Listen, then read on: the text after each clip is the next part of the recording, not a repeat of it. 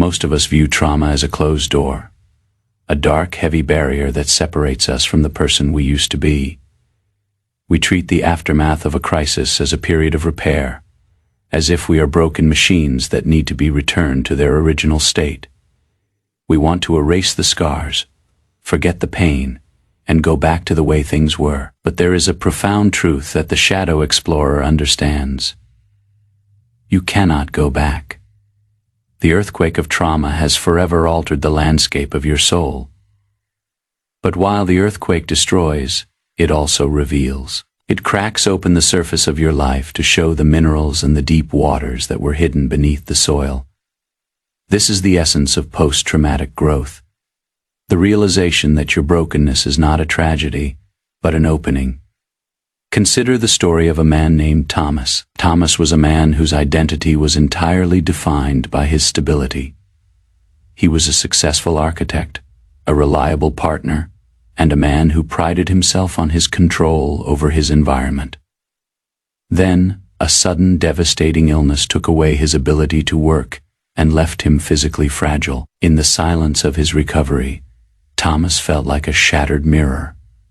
Every time he looked at his life, he saw only jagged edges and distorted reflections. He spent months trying to fix himself, using a rigid kind of discipline to force his body and mind back into their old shapes. But the old shapes no longer fit. He was fighting a war against his own reality, and he was losing. One afternoon, sitting in his garden, Thomas watched a sapling growing through a crack in a heavy stone wall. He realized that the sapling didn't ask the wall to be removed. It used the crack as a doorway to the light.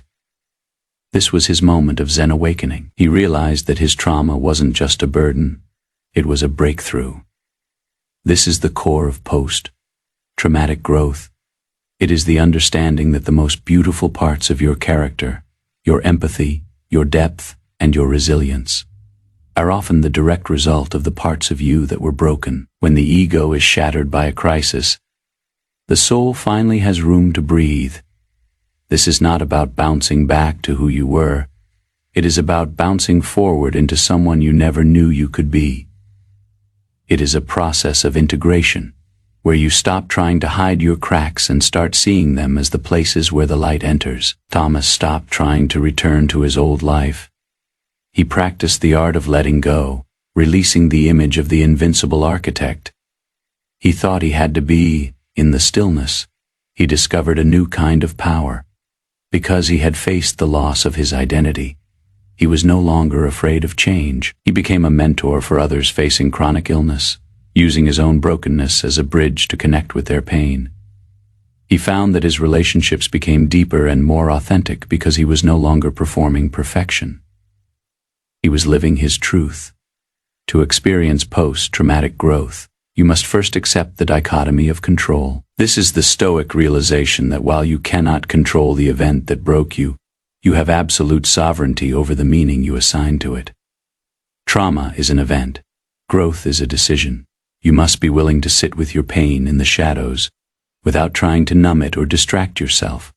You must listen to what the brokenness is trying to teach you. Usually, the trauma is telling you that your old way of living was too shallow for the depth of your spirit. It is telling you that your priorities were misplaced.